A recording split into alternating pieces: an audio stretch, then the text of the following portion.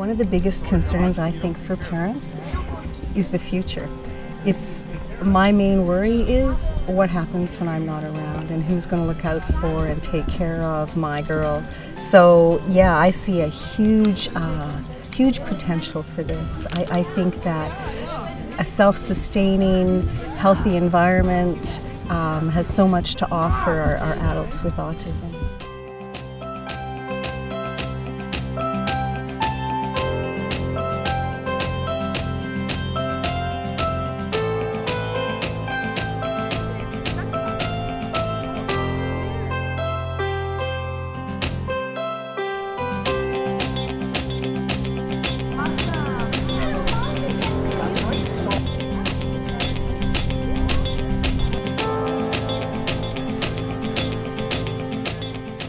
The dream is to have a place in the country for people with autism to live and thrive. Home on the Range Autism Ranch Society currently offers an agricultural program during the summer and workshops throughout the year. This is just the start towards the goal of building the first therapeutic farm with rural, sustainable housing for adults with autism and agricultural programs for adults with developmental disabilities. We're really trying to be that positive resource for autism.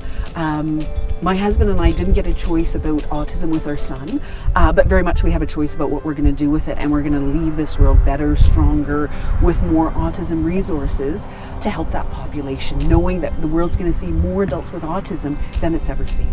Autism is a neurological disorder that right now is affecting about 1 in 68 births, which, considering in the last 20 years that's gone from 1 in 5,000, is turning into a virtual epidemic.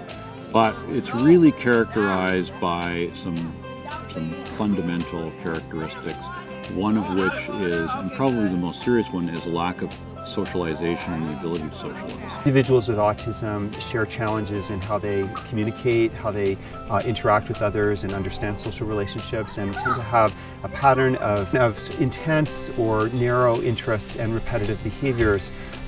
Sometimes difficulty coping with the sensory environment, so loud sounds and odors, just the chaos of a typical urban environment can be very stressful and anxiety provoking for people with autism. Therapeutic farmstead for adults with autism has proven to be the most successful housing model in North America. They're tremendously popular in the States, and you'll see different communities who have rallied and built that therapeutic farmstead to meet the needs of their population. So the beautiful thing about the rural model is it provides not only a wonderful place to live, in the sense that it's out in the country, it's lots of fresh air and nature and so on. It's safe and it's quiet, but it also provides really meaningful work for them to do. Because it's one thing to have a place to live, but then what are you going to do during the day? And that's an important aspect.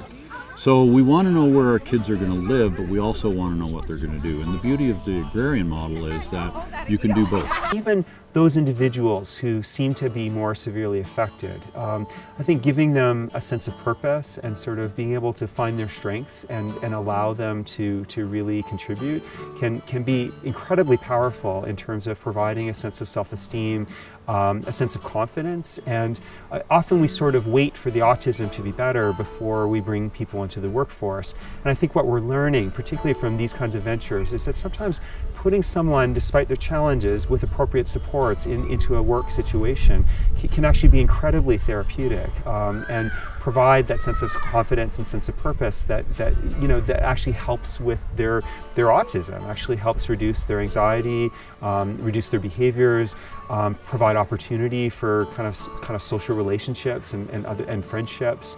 And it's amazing how therapeutic just providing someone with the opportunity to contribute can be. I know. Okay, thanks.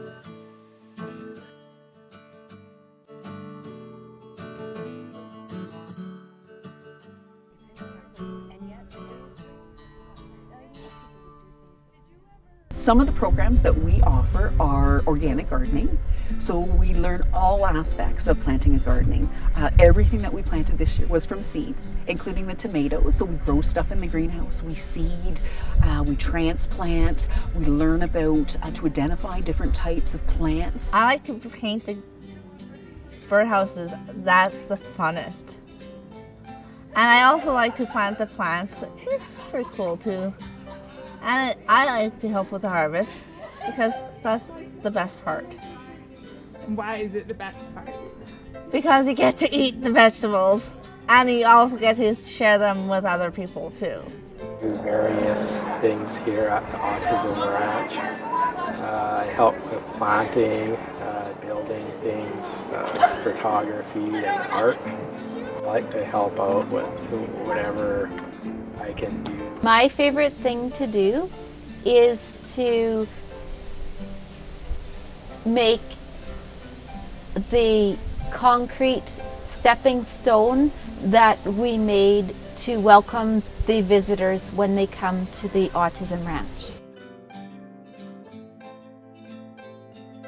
Through doing those hands-on tasks, people are outside, they're active, they're doing a healthy lifestyle, and they're also learning social skills, you know, and interaction, to be part of a team and to be part of another community. And it exposes them to an environment that they might not otherwise have an opportunity to be in the country, to be outside, doing sorts of things that a city environment doesn't always offer. Well, I like being out of the city. It's quiet, it's calm, the air is clean, it's a slower paced way of life. Opportunity to make new friends and to meet new people, and to be honest, I wouldn't trade it for anything in the world.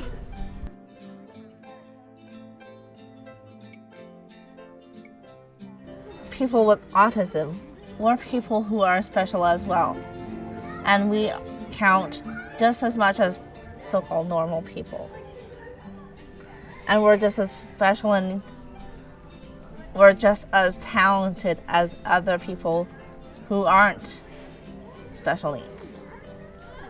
And special needs people need to know that they have an environment where they can feel like equals with everybody and not feel like they're inferior without their permission. It's been amazing. It's been esteeming for her. The confidence that comes from working in the garden and producing things and seeing the results of your efforts has been a fantastic thing for her. So socially, building various skills, and there's just so many, to having a job and being productive and learning new things.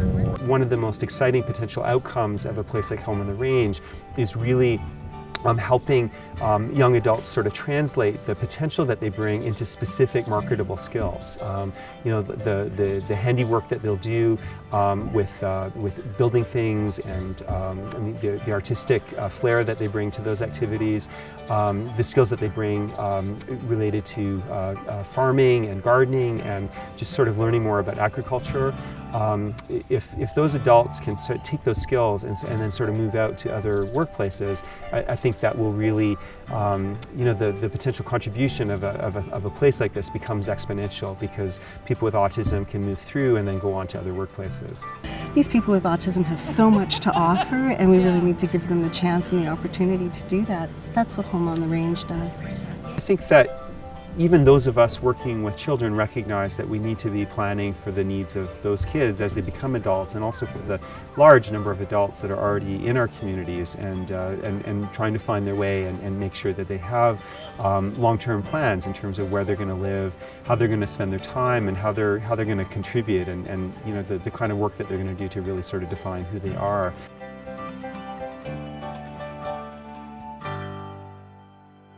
You know, we want to provide a supportive, kind, loving environment for people here, and that really where they can have opportunity to do what they want.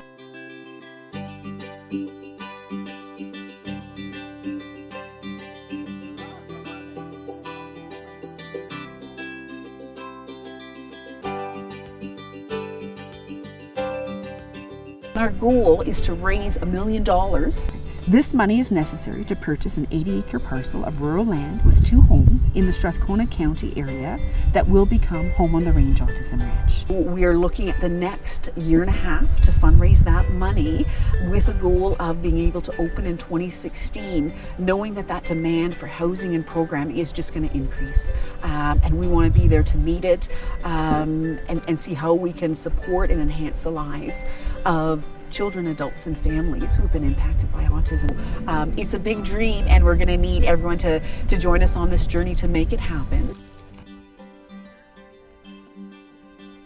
I think autism touches so many lives out there that anybody who had time or energy or financial supports that they could provide, it would be fantastic.